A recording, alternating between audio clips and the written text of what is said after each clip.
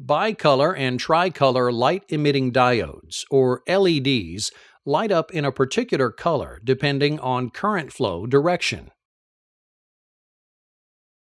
The basic bicolor LED has two terminals, and the LEDs are connected back to back, anode to cathode. The terminal that is made positive determines the LED that lights. If a positive voltage is supplied to the green anode, then the green LED lights.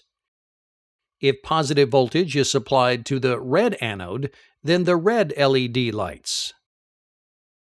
With the two-terminal system, only one LED can light at a time, limiting the device to only two colors.